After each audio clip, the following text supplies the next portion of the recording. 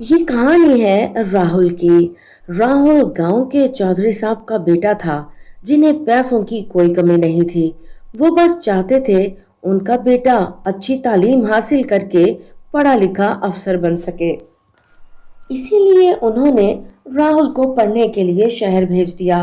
वो राहुल को किसी चीज की कमी नहीं होने देते थे, और शायद इसीलिए राहुल का मन पढ़ाई को छोड़कर अयाशी की तरफ चला गया था। वो हर दिन अपने आवारा दोस्तों के साथ फिरता था और रात को ढेर सारी शराब पीकर नशे में धुत घर वापस आता था। इस सब के बारे में चौधरी साहब को थोड़ा बहुत पता था, लेकिन वो अपने प्यारे बेटे की बेपनाह मोहब्बत के चक्कर में सब कुछ अनदेखा कर दिया करते थे। एक दिन राहुल बेड पर लेटकर फेसबुक चला रहा था कि अचानक बहुत ही खूबसूरत सी लड़की अनीता की फ्रेंड रिक्वेस्ट उसको आती है। अरे वाह, कितनी सुंदर लड़की है। चलो जल्दी से इसकी फ्रेंड रिक्वेस्ट एक्सेप्ट कर लेता हूँ। और बिना सोचे समझे राहुल एक्सेप्ट कर लेता है। उसके बाद दोनों के बीच कैसे हो, कहाँ हो, खाना खाया नहीं, क्या कर रहे हो जैसी बेपनाह चैटिंग शुरू हो जाती है। लड़की बहुत ज्यादा चालाक थी और राहुल के मांगने पर फौरन से अपना नंबर उसे दे दिया।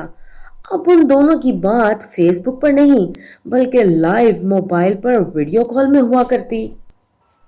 और ऐसे ही एक दिन जब दोनों वीडियो कॉल पर बात कर रहे थे, तो अनीता उसे कहती है, राहुल, मेरा तुमसे मिलने को बहुत दिल चाह रहा है, प्लीज मुझे मिलो ना। हाँ बेबी, मेरा भी तुमसे मिलने का बहुत मन कर रहा है।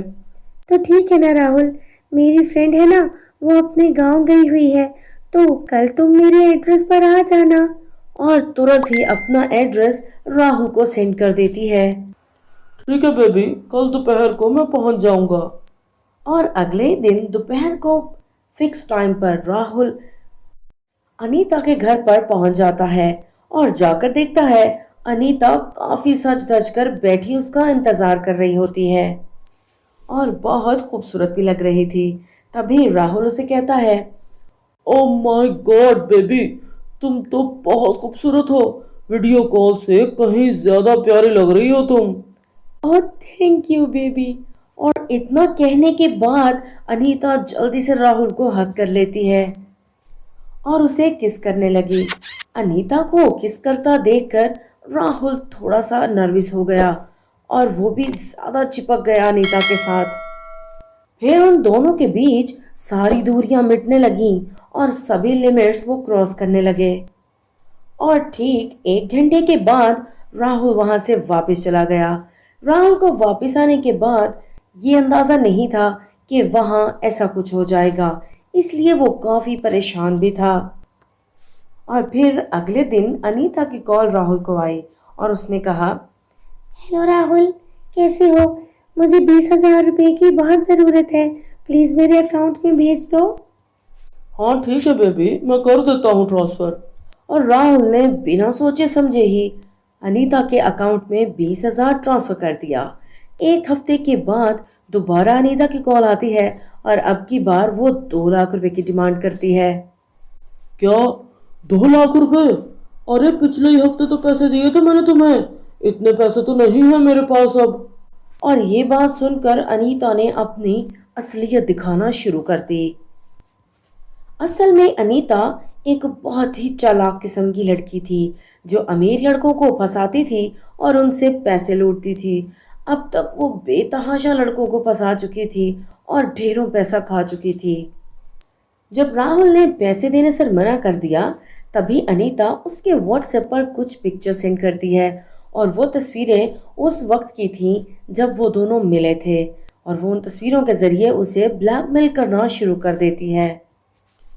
राहुल बहुत परेशान रहने लगा था और इस तरह वो अनीता के हाथों ब्लैकमेल होता रहा और बिना सोचे समझे उसको पैसे भेजता रहा। लेकिन राहुल के पिता को उससे इतने सारे पैसे मांगने पर थोड़ा शक होने लगा। फिर चौधरी साहब ने राहुल की जासूसी करना शुरू करवा दी और कुछ ही दिनों में उन्हें सारा मामला समझ आ गया। सब कुछ पता लगने के बाद चौधरी साहब पुलिस को लेकर राहुल के पास पहुंच गए और सारी बात उससे पूछी और राहुल ने उन्हें सब कुछ बता दिया। प्लीज पापा जी, मुझे बचा लीजिए। मैं आइंदा कभी ऐसी गलती नहीं करूंगा। मुझसे गलती हो गई है। और फिर चौधरी साहब और पुलिस ने मिलकर एक प्लान बनाया। प्लान के मुताबिक राहुल ने अनीता को कॉल करके पैसे देने के लिए बुलाया। 1 घंटे के बाद अनीता अपने एक साथी के साथ राहुल के पास पैसे लेने आ जाती है। हाय, मेरा सोने का अंडा देने वाला मुर्गा। चल जल्दी से पैसे दे और अगली इंस्टॉलमेंट की तैयारी कर ले। इतना कहकर अनीता हंसने लगी थी कि तभी वहां चौधरी साहब और पुलिस आ गई।